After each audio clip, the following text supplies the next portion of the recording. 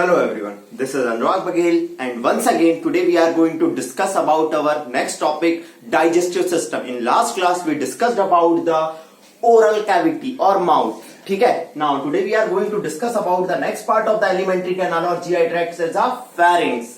ठीक है? एनसीईआरटी में एक चीज मेंशन है बेटा डाइजेस्टिव सिस्टम में, pharynx is the common passage of food and air, लेकिन इसके अलावा ज्यादा कुछ मेंशन नहीं किया है. तो pharynx is the common passage of food and air. ठीक है भाई, मैंने ये बात मान ली. अब समझिएगा pharynx, एनसीईआरटी में ये बात मेंशन नहीं है pharynx कितने टाइप की होती है, लेकिन pharynx को हम पार्ट में डिवाइड करते हैं कितने, 3 पार्ट में. देखिएगा ओरल कैविटी या माउथ ओपन हुआ कहां गया, pharynx पे. आज हम इसी के बारे में बात कर रहे हैं. कॉमन पैसेज ऑफ फूड और एयर है, इसके 3 पार्ट होते हैं. Behind the nose it is a nose है तो nasopharynx. Behind the oral cavity oropharynx and behind the larynx laryngopharynx. कितने पार्ट हो गए, नेजोफैरिंक्स, ओरोफैरिंक्स और लैरिंजोफैरिंक्स. ये चीज मैं इसीलिए समझा रहा हूं क्योंकि रेस्पिरेटरी सिस्टम जब आप पढ़ोगे तो वहां नेजोफैरिंक्स वर्ड मेंशन किया गया. तो भाई क्यों ना लाइक एनसीईआरटी का एक एक वर्ड पकड़ते हम चलें. तो नेजोफैरिंक्स, ओरोफैरिंक्स और laryngopharynx. Nasopharynx behind the nose, oropharynx behind the oral cavity and laryngopharynx behind the larynx. Now बात करें naso, it is the passage of air, लेकिन oropharynx it is the passage of air as well as food. लेकिन बात करें laryngopharynx, it is the only passage of food. ठीक है, अब बात कर लूं कि एक चीज हल्की हिस्टोलॉजिकल अरेंजमेंट के बारे में. ठीक है, ये भी एनसीईआरटी में मेंशन नहीं है लेकिन इंपॉर्टेंट बहुत ज्यादा है. नेजोफैरिंक्स है बेटा, ये किससे बना होता है, ये बना होता है सीलिएटेड कॉलम्नर एपिथेलियम से. किससे बना होता है, सीलिएटेड कॉलम्नर एपिथेलियम से. And the oropharynx and laryngopharynx is made up of stratified non keratinized. सीधी सी बात है भाई, नॉन केराटिनाइज्ड होगा ही होगा, केराटिन तो अंदर होगा नहीं. Stratified non keratinised squamous epithelium. ये थी हमारी जनरल बात किसके बारे में, फेरिंक्स के बारे में.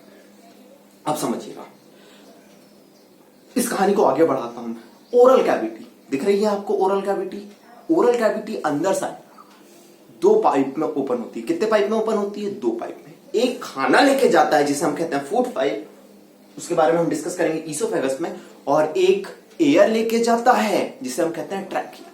तो समझिएगा oral cavity opens into the 2 cavity, जो वेंट्रल होती है और ये डॉर्सल, मतलब सामने वाला पार्ट वेंट्रल, पीछे वाला डॉर्सल. तो समझिएगा स्लाइट वेंट्रली मेरा जो पाया जाता है वो होता है ग्लॉटिस. समझिएगा वेंट्रल साइड पे क्या पाया जाता है, ग्लॉटिस. ग्लॉटिस के ऊपर मान लीजिए ये ग्लॉटिस है, ठीक है. ग्लॉटिस के ऊपर एक फ्लैप है, कार्टिलेजिनस फ्लैप लाइक स्ट्रक्चर, जिसे हम कहते हैं इपीग्लॉटिस. ग्लॉटिस के ऊपर कार्टिलेजिनस फ्लैप लाइक स्ट्रक्चर है जिसे हम कहते हैं इपीग्लॉटिस. देखना इसके थ्रू एयर जाएगी, कहां जाएगी, ट्रैकिया में. कहां जाएगी, ट्रैकिया या विंड पाइप में. अब भैया इसमें खाना ना चले जाए इसीलिए क्या ढक के रखा, कार्टिलेजिनस फ्लैप लाइक स्ट्रक्चर जिसे हम क्या कहते हैं, इपीग्लॉटिस. इसके पीछे मतलब डॉर्सल साइड पे आपका क्या है, गलेट, जो किसमें ओपन होता है बेटा, ईसोफेगस में. तो हमारा डाइजेस्टिव सिस्टम का next part oesophagus. Oesophagus is a thin tube like structure. कहां से होते हुए, नेक, थॉरेक्स, डायफ्राम से होते हुए कहां ओपन हो रहा है, स्टमक में. अब जहां एक चीज नोटिस करना, डायफ्राम को ये पेनिट्रेट करता है, उस पॉइंट को हम कहते हैं हिएटस. क्या कहते हैं, हिएटस कहते हैं. ना ईसोफेगस के बाद हम एलिमेंट्री कैनाल का नेक्स्ट पार्ट बात करते हैं, वो होता है अपना स्टमक. क्या होता है, अपना स्टमक. दिख रहा है आपको, it is a J shape structure. It is a J shape structure. दूसरी चीज बेटा एनसीईआरटी में जो मेंशन किया गया है कि स्टमक के 3 पार्ट होते हैं. एक होता है कार्डियक, एक होता है फंडस और एक होता है पाइलोरी. कितने पार्ट होते हैं स्टमक के, 3 पार्ट, कार्डियक, फंडस और पाइलोरी. लेकिन बेटा आगे आप हायर क्लासेस में जाओगे, सीधी सी बात है, पढ़ रहे हो तो हायर क्लासेस में तो जाओगे ही जाओगे. वहां आपको स्टमक का 4था पार्ट मिलेगा जिसे हम कहते हैं बॉडी या कॉर्पस. वहां ये मत कहना कि अनुराग सर ने नहीं बताया, इसीलिए बता रहा हूं।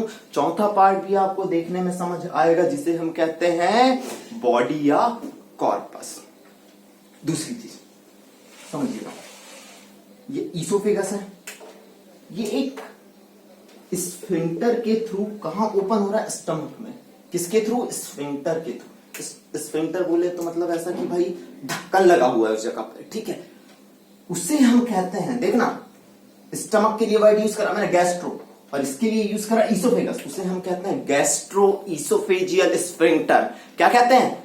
Gastro oesophageal sphincter. Now stomach open हो रहा है अब अपना कहां? स्मॉल इंटेस्टाइन में। चलिए स्मॉल इंटेस्टाइन की बात करूंगा तो स्मॉल इंटेस्टाइन के भी अपने 3 पार्ट होते हैं। स्मॉल इंटेस्टाइन के कितने पार्ट होते हैं भाई? 3 पार्ट। ध्यान दीजिएगा भाई, स्मॉल इंटेस्टाइन के 3 पार्ट कौन कौन से हैं? स्मॉल इंटेस्टाइन के 3 पार्ट हैं, जेजुलम या डियोडेनम, जेजुनम एंड इलियम। कौन कौन से 3 पार्ट बोले मैंने? डियोडेनम, स्मॉल इंटेस्टाइन के भी 3 पार्ट होते हैं, डियोडेनम, जेजुनम एंड इलियम। समझिएगा, duodenum it is a U shaped structure. देखो सबसे पहले स्टमक ओपन होता है स्मॉल इंटेस्टाइन के पहले पार्ट में, जिसे हम कहते हैं क्या बेटा? डियोडेनम। करीब ये 20 से 25 सेंटीमीटर के करीब लॉन्ग होता है, ठीक है। उसके बाद आता है आपका डियोडेनम के बाद क्या आता है? जेजुनम। ये उतना कॉइल्ड नहीं होता, 1 मीटर के करीब इसकी क्या होती है? लेंथ होती है। एंड फिर आता है आपका हाईली कॉइल्ड, क्या? हाईली कॉइल्ड पोर्शन, जिसे हम कहते हैं क्या? करीब 3.5 मीटर का होता है ये, उसे हम क्या कहते हैं? इलियम। क्या कहते हैं? इलियम, ठीक है। नाउ बात करूं, स्मॉल इंटेस्टाइन के 3 पार्ट देख लिए, डियोडेनम, जेजुनम और इलियम। नाउ स्मॉल इंटेस्टाइन, देखो ये स्मॉल इंटेस्टाइन, डियोडेनम, फिर जेजुनम, फिर highly coiled, ileum. Small intestine कहां ओपन हो रही है? लार्ज इंटेस्टाइन में। कहां ओपन हो रही है भाई? लार्ज इंटेस्टाइन में। और लार्ज इंटेस्टाइन के भी 3 पार्ट होते हैं, सीकम, कोलन एंड रेक्टम। समझिएगा एलिमेंट्री कैनाल को पूरा अच्छे से। लार्ज इंटेस्टाइन के भी 3 पार्ट होते हैं, एक होता है सीकम, एक होता है कोलन और एक होता है रेक्टम। बात करूं मैं सीकम की। जनरली ये देखो, ये क्या दिख रहा है? Blind sac like structure. NCERT में ये वर्ड मेंशन किया गया, caecum is a blind sac like structure होता है, जिसमें ये देखो उंगली ऐसी दिखती है, जिसमें एक फिंगर लाइक प्रोजेक्शन होता है। क्या होता है? फिंगर लाइक प्रोजेक्शन, जिसे हम कहते हैं वर्मी फॉर्म अपेंडिक्स। जिसे हम क्या कहते हैं? Vermi form appendix. In a human generally vermi form appendix is a vestigial organ. कैसा है ये? वेस्टिजियल ऑर्गन है। तो भाई मैंने बात करी किसकी? सीकम की। ब्लाइंड सैक लाइक स्ट्रक्चर होता है, इसमें फिंगर लाइक प्रोजेक्शन होता है, जिसे हम कहते हैं वर्मी फॉर्म अपेंडिक्स। और ये कैसा है?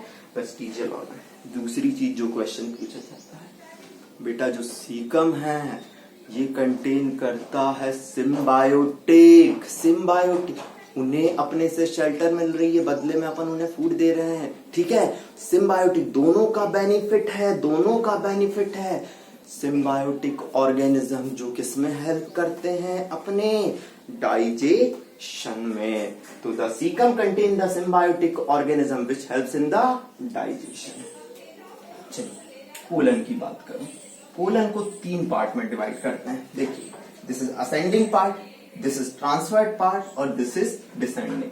कौन कौन से? Ascending, transverse and descending part. Colon को कितने पार्ट में डिवाइड कर दिया आपने? असेंडिंग, ट्रांसवर्स और descending part. And the last part of the alimentary canal is the rectum, is the rectum. Rectum किसके थ्रू ओपन होगा, एनस के थ्रू आउटसाइड ओपन होगा। चलिए एक चीज और जो एनसीईआरटी में मेंशन नहीं है एलिमेंट्री कैनाल में, मैं बता दूं, हो सकता है आपको कहीं जरूरत पड़े। ठीक है, देखिएगा बेटा, जो कोलन होता है, क्या होता है, कोलन होता है, इसमें ट्रांसवर्स मसल का एक मोटा सा कोट होता है। क्या होता है, ट्रांसवर्स मसल का और लॉन्जिट्यूडनल मसल का एक मोटा सा कोट होता है, उसे हम कहते हैं टीनिया कोलाय। क्या कहता है, टीनिया कोलाय। और वो एक पाउच लाइक स्ट्रक्चर बनाता है वहां पे। ठीक है, due to the presence of taenia coli a pouch like structure is form which is known as a haustra. Taenia coli, और वो एक पाउच लाइक स्ट्रक्चर बनाता है जिसे हम कहते हैं क्या, ऑस्ट्रा। ये थोड़ी एक्स्ट्रा इंफॉर्मेशन हो गई आपके लिए। क्या हो गई, एक्स्ट्रा इंफॉर्मेशन हो गई, लेकिन इसके साथ मैंने माउथ से लेके एनस तक की पूरी आपको चीज बता दी कि भाई आपकी एलिमेंट्री कैनाल कैसे किन किन पार्ट्स में डिवाइड है।